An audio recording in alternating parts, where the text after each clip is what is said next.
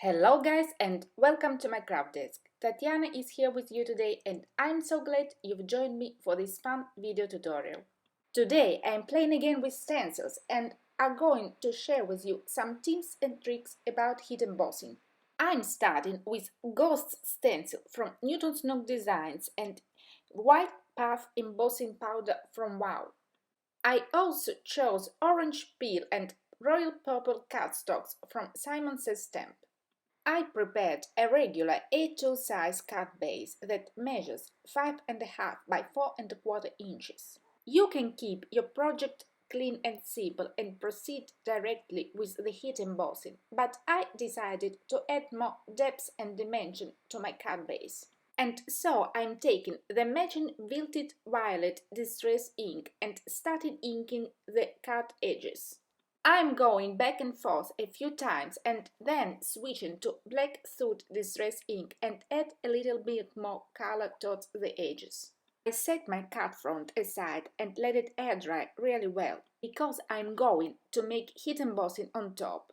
As you see, I'm making a little test before proceeding with heat embossing. I sprinkling a little bit of embossing powder on the ink edge to see if it dried really well. Next, I'm taking my time and putting a huge amount of an anti-static powder to prevent the embossing powder to stick where I don't want it. The second important thing is to prevent any movement both on your cut base and the stencil. I'm taking a piece of scratch paper and taping on top really well first the cut base and next the ghost stencil. I chose Versamark clear sticky ink for the heat embossing since it's my favorite, and White Puff embossing powder from Wow, since it gives more dimension and texture than regular embossing powders. I'm starting inking the cut base very carefully to prevent, as I mentioned before, any movement and achieve nice and clean ghost pattern. The key here is to avoid to wiggle and drag your ink pad, but just laying it down with a light hand.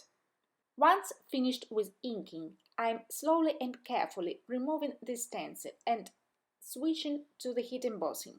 I made some tests and chose this Puff White embossing powder since it gives extra texture and dimension.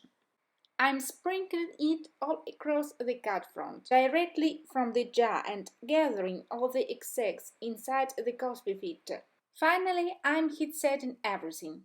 Be sure to preheat your heat gun for about 10 seconds before bringing it towards the cut front. This will speed up the heat embossing process and prevent the cardstock from excessive warping.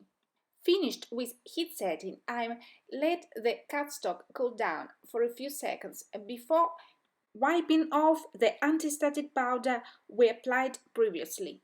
Googly eyes always make me smile, and so I decided to add a few to the ghost's faces.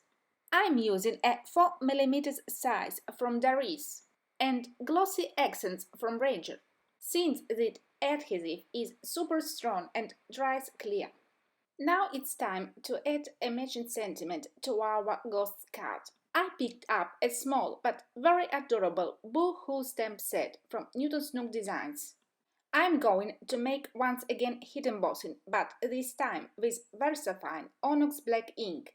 It's a pigment ink and that means that it will stay wet long and will allow me to make heat embossing. I picked both sentiments on my compact stamp press and treated a piece of an orange cardstock with an anti-static powder again. I'm quickly stamping both sentiments 3 times and then picking neutral ultra shimmer embossing glitter from Wow. This embossing powder is clear and that means that my sentiment will remain black and crisp, but with a bit of fun shimmer look.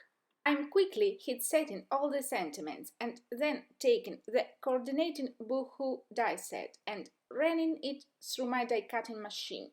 But you can obviously use a pair of small sharp scissors to fussy cut everything. Once finished with die cutting, I'm popping all the speech bubbles on a foam tape. arranging them on my card base and finally adhering to the card front. I felt like this card was needed something little extra, and so I decided to add some crystal clear sequins.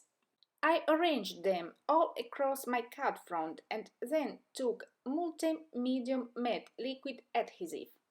This is my favorite media to adhere sequins since this adhesive dries clear and non-sticky. And this project is pretty much done. It features really basic techniques, and that makes it suitable even for the beginner card makers. You only need to slow down at some steps to achieve a nice and clean results. That's all for today. Thanks so much for stopping by. I really appreciate all your love and support.